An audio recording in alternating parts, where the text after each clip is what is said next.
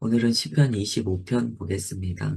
1절부터 3절까지 봉독하시겠습니다. 여호와여, 나의 영혼이 주를 우러러 보나이다. 나의 하나님이여, 내가 주께 의지하였사오니 나를 부끄럽지 않게 하시고 나의 원수들이 나를 이겨 개가를 부르지 못하게 하소서. 주를 바라는 자들은 수치를 당하지 아니하려니와 까닭 없이 속이는 자들은 수치를 당하리이다. 아멘. 계속되는 시편은요, 약간 처절하다 이런 느낌이 들 정도예요. 하나님의 백성이 이 땅을 산다는 것이 얼마나 녹록지 않은가라는 느낌이 들어요. 시편 25편은 고난 가운데 하나님을 바라보는 정말 한 사람의 간절하면서도 처절한 이 부르짖음입니다. 그가 죄 가운데서도 하나님의 긍휼을 소망해요. 그러면서 회개합니다. 그리고 주님께 진리의 길로 나를 이끌어 주세요 라고 간청해요.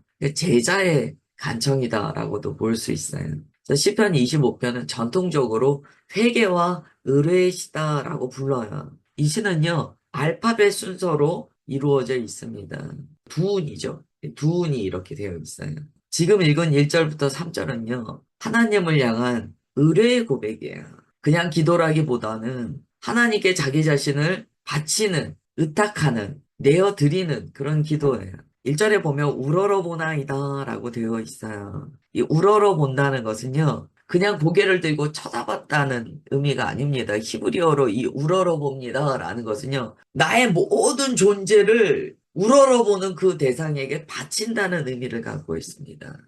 뭐, 꼭 같지는 않지만, 우리가 무언가를 부러워한다, 혹은 시기한다, 질투한다, 이런 모든 것이요. 어떤 의미에서는 그걸 그렇게 깊이 바라본다는 거거든요. 부러워한다는 건 뭡니까? 저것도 부러워, 저것도 부러워, 막 하는 거잖아요. 결국 이 부러움의 다른 표현이 어떻게 보면 시기와 질투로 나타나는데, 이 우러러 본다는 단어하고 좀 연계해서 살펴볼 때, 무언가를 이렇게 바라보고, 시기하고 질투하고, 부러워하는 그 바라봄 자체가요, 나의 것을 거기에 빼앗기는 거예요.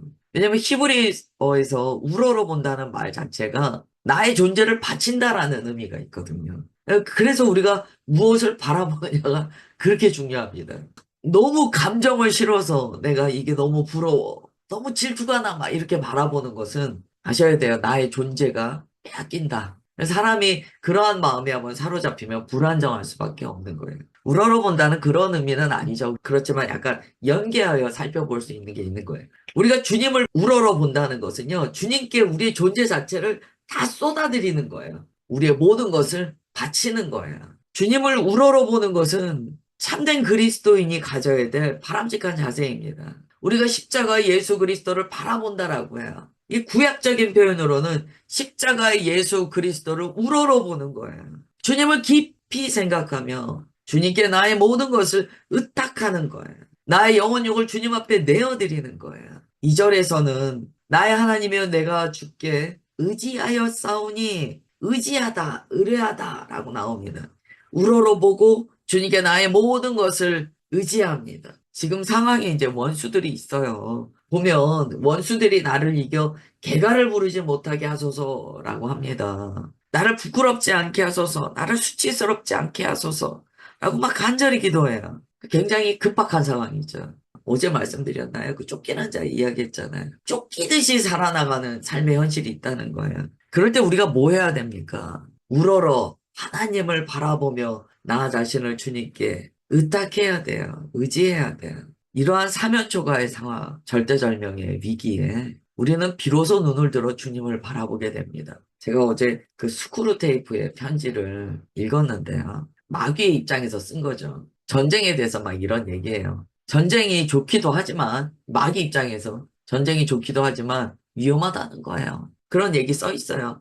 기회 되시면 스크루 테이프의 편지를 읽어볼 만합니다. 많이 읽으시잖아요. 전쟁이 유익하기도 하죠. 그 마귀 입장에서. 그런데 오히려요, 전쟁을 통해서 사람들이요, 주님을 찾게 되는 일이 있는 거예요.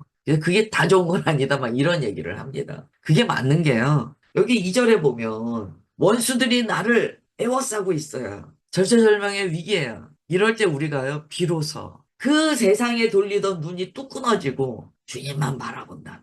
3절은 신앙의 결론이죠. 주를 바라는 자들은 수치를 당하지 않습니다. 까닭없이 속이는 자들은 수치를 당합니다. 이 신앙의 결론입니다. 어제 출애굽기에서 주님께서 우리의 수치를 가리신다라고 나눴는데요. 정말 주님만 앙망하는 자는 그 모든 수치와 허물이 죄가 가리워지는 복을 받습니다.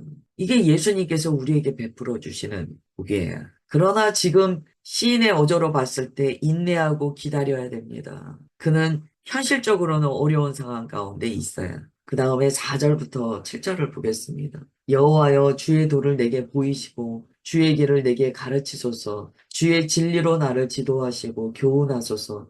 주는 내 구원의 하나님이시니 내가 종일 주를 기다리나이다.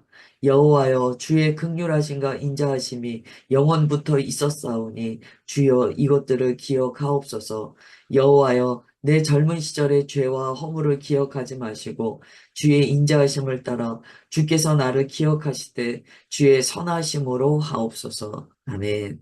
4절부터 간절한 요청이 계속됩니다. 주님의 도를 내게 보이시고 주의 길을 내게 가르치소서. 이 기도가 언제 나올까요? 사람들이 나를 애워싸고 나의 원수들이 나를 죽이려고 쫓아와요. 사면 초과예요. 길이 없어요. 그때 우리 안에서 진실한 기도가 나옵니다. 주님의 주님의 길을 내게 보이시고 가르쳐 주옵소서. 그게 유익인 거야. 고통이 내게 축복이라 유익이라 하는 게요. 우리가 뭔가 내 삶에 어려움이 있기 전에는요. 그냥 내가 가는 길이 길이에요. 내가 가고 싶은 길이 길이에요. 자기가 가고 싶은 대로 막 길을 활보합니다. 그런데 이런 어려움이 닥치면 내 맘대로 사는 그 길이 길이 아닌가 봐. 그게 이제 정신이 퍼뜩 드는 거예요. 그러면서 주님의 길을 내게 보여주십시오. 길을 보여주십시오. 그러면서 우리가 제자도로 온전히 들어가게 됩니다. 사람은 이런 면에서 어리석어요. 무지해요. 죄 짓지 않고 죄의 비극적인 결말을 알면 얼마나 좋을까요?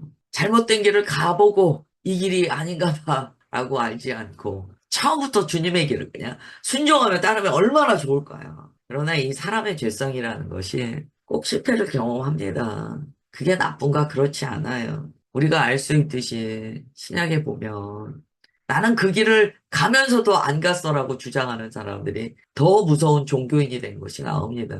우리가 넘어질 때 우리는 주님을 더 깊이 붙들게 돼요. 하나님의 길을 막 물어요. 하나님의 말씀 안에서 길을 찾고 주님의 성품의 길로 나아가기를 간구합니다. 그러면서 5절에 얘기해요. 주님의 진리로 나를 지도하시고 교훈해 주세요. 가르쳐 주세요. 주님의 진리를 내게 가르쳐 주세요. 내 구원의 하나님, 총일 주를 기다립니다. 5절의 고백은요. 자신이 주님의 가르쳐 주심, 지도하심, 교훈하심이 없으면 안 된다는 것을 고백하는 거예요. 우리가 너무 이제 똑띠기들이 돼서 주님 없이도 그냥 다 할 수 있다고 생각할 때가 있어요. 내가 다 해요, 주님. 제가 다 합니다. 이런 마음을 가지고 있을 때가 있어요. 한번 내가 압니다 했다가 내가 모르는구나가 와야지. 5절의 고백이 나와요. 주님 가르쳐 주세요. 저를 좀 지도하시고 교훈해 주세요. 제가 종일토록 주님을 기다립니다. 이제는 자기가 옳다고 뭘 안 해요. 주님께서 가르쳐 주실 때까지 종일 기다리겠다는 거예요. 이 사면초가의 상황에 길이 어디 있습니까? 그러니까 그때는 막 주님께 매달리는 거예요. 주님께서 가르쳐 주셔야 됩니다. 저는 못합니다. 이걸 이제 신약으로 가면은요. 이게 제자들의 기도가 됩니다.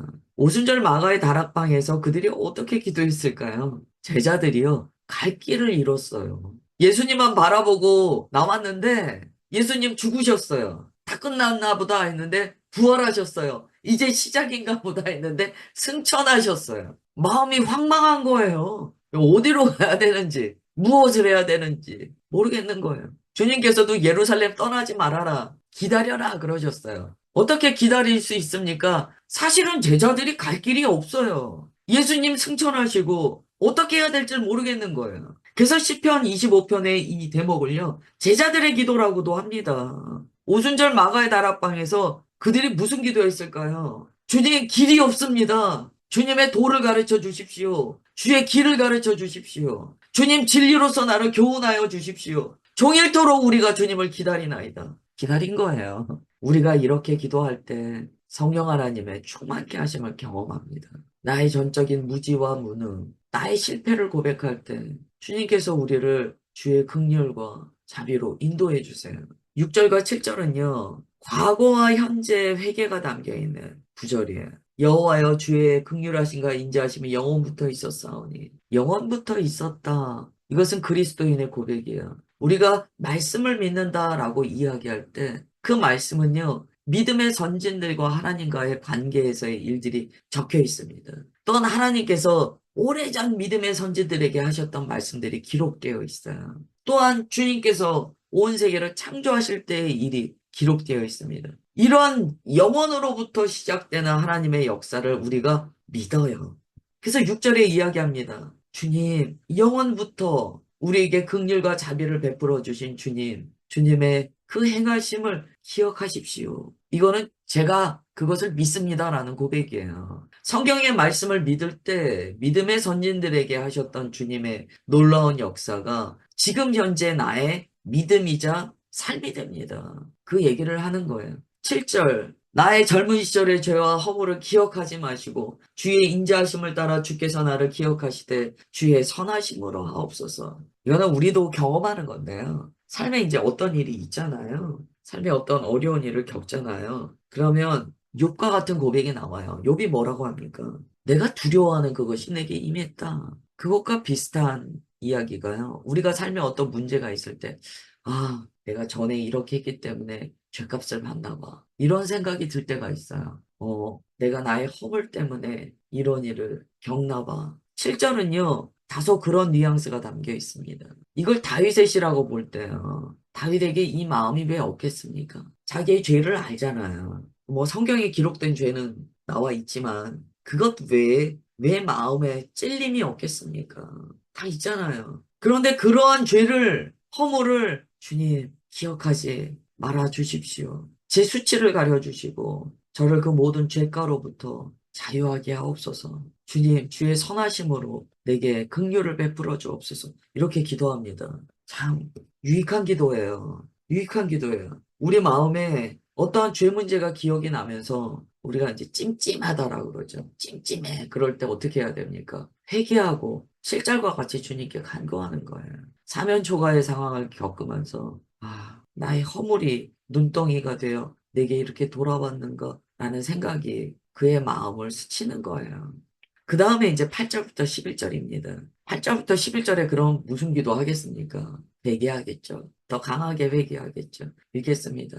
여호와는 선하시고 정직하시니 그러므로 그의 도로 죄인들을 교훈하시리로다. 온유한 자를 정의로 지도하시며 온유한 자에게 그의 도를 가르치시리로다. 여호와의 모든 길은 그의 언약과 증거를 지키는 자에게 인자와 진리로다. 여호와여 나의 죄악이 크오니 주의 이름으로 말미암아 사하소서. 아멘. 오늘 저 회개를 어떻게 해야 될지 모르겠어요. 이 구절로 회개하세요. 8절은 약간 선언 같아요. 여호와는 선하시고 정직하시니 할렐루야. 우리가 회개할 수 있는 근거가 있어요. 하나님의 선하시고 정직하심. 그것이 근거가 됩니다. 주님께서 나의 죄를 용서하신다. 사유하여 주신다. 라는 믿음이 있으니까 우리가 회개하는 거예요. 만약에 어떤 사람이 내가 회개해봤자 주님은 나를 지옥에 넣으실 거야. 라고 생각한다면 회개가 되겠습니까? 죄는요, 회개를 해야 되는데 그 회개는요, 주님을 믿음으로 하게 돼요. 믿음이 있는 자가요, 회개도 깊이 합니다. 그래서 주님의 나라는 회개한 죄인이 갑니다. 회개 안 한 죄인이 지옥 간다고 하잖아요. 주님의 선하시고 정직하심에 대해서 선언해요. 하나님의 성품을 알아야 우리는 회개할 수 있어요. 하나님을 향한 믿음이 있어야 회개할 수 있어요. 구절도 마찬가지예요. 아니 뭐 회개하는데 또 이렇게 선포합니까? 이 믿음이 있으니까 회개하는 거예요. 온유한 자를 정의로 인도하신다는 거예요. 이건 겸손이에요. 겸손한 자를 의의 길로 지도하신대요. 겸손한 자, 겸비한 자를 하나님의 도를 가르쳐 주신다는 거예요. 이걸 아니까 우리가 진실되게 회개하는 거예요. 내가 주님께 회개하면 주님께서는 나의 겸비한 모습을 보시고 나를 의의 길로 지도하시고 하나님의 도를 내게 가르쳐 주셔 라는 믿음이 있다는 거예요. 10절은요. 회개하는 자의 믿음이 뭔가를 더 확실히 가르쳐 줍니다. 하나님의 모든 길은요. 언약과 증거를 지키는 자에게 인자와 진리가 된대요. 하나님의 말씀을 믿고 지키는 자에게 하나님의 사랑과 자비로서 베풀어 주신다는 거예요. 이 믿음이 있으니까 우리는 회개합니다. 자녀가 뭔가 잘못해서 아버지께 가서 아버지 잘못했어요 라고 할 때 자녀와 아버지의 신뢰관계가 제대로 형성이 안 되면은요, 자녀가요 아버지한테 솔직하게 자기의 잘못을 이야기하지 못해요. 이건 다 경험해 보셨으니까 아실 거예요. 숨깁니다. 우리가 회개하지 않고 자꾸 숨길 때요, 알아야 돼요. 아버지와 나와의 관계에 문제가 있다는 거예요. 정말 아버지를 신뢰하면 내가 뭔가 잘못했을 때 아버지 잘못했어요 라고 가지고 옵니다. 둘째가요, 학교 다닐 때, 초등학교 때, 제가 얘를 스트레스 주고 싶지 않았어요. 그리고 얘한테 그랬어요. 우리 아이가 또 이제 얘가 2월생이다 보니까 좀 일찍 학교도 들어갔고 해서 얘, 너 학교 가면 괜찮아. 20점만 받아. 그랬어요. 어느 날 이제 얘가 학교에서 시험을 쳤어요. 근데 기억이 나요. 그 시험지를요, 이렇게 깃발을 흔들듯이 이렇게 막 흔들면서 오는 거예요. 20점은 맞았더라고요. 흔들고 오는 거예요. 제가 그 기억이 나요. 여러분, 주님과 우리와의 관계를 좀 생각해 보세요. 너무 율법적인 하나님께 묶여 있잖아요. 오히려 자기 죄를 숨겨요. 하나님께 그냥 그 모습 그대로 나아갈 수 있는 것은요, 20점짜리 시험지 들고 깃발 흔들듯이 나올 수 있는 그런 주님과의 관계가 있어야 돼요. 지금 시인의 5조를 봤을 때요, 아, 이게 회개야? 이런 생각이 드는 거예요. 8절부터 10절의 말씀과 11절이 뭔가 괴리가 느껴질 정도로, 아, 이게 회개야? 이게 회개라는 거예요. 회개는 주님의 성품을 알고 믿음으로 가능하다. 그러니까 그가 8절부터 10절까지 우리 아버지는 나의 회개를 받아주셔. 우리 아버지는 나를 옳은 길 가게 해주셔. 그걸 먼저 얘기하는 거야. 아버지는 내게 이렇게 믿게 하셨어요. 아버지는 내게 그런 분이세요. 저는 아버지의 성품을 알아요. 그리고 11절에 말하는 거예요. 제 죄악이 커요. 그러나 주님의 이름으로 말미암아 사해 주옵소서. 용서해 주세요. 회개는 주님의 성품을 아는 것만큼 한다. 회개는 주님을 믿는 것 그대로 한다. 그래서 여러분, 행위 구원자들이 회개를 못 합니다. 그거 아셔야 돼요. 율법주의자 행위 구원자들이요, 회개가 안 나와요. 여러분, 행위로 구원받는다는 생각이 마음에 있으면 회개를 어떻게 합니까? 감춰야죠. 기도하겠습니다. 하나님 아버지, 오늘 시편 25편 말씀으로 주님의 성품을 믿는 것을 나누었습니다. 우리가 사면 초과의 상황이 있고 죄가가 클지라도 주님의 성품을 믿기에, 또한 알기에 주님 앞에 담대함을 얻어 나아갑니다. 우리 주님께서는 주님 앞에 겸비하는 자를 물리치지 아니하시며 반드시 저를 붙들어 주님의 의의 길로 인도하시는 하나님이신 것을 이 시간 고백합니다.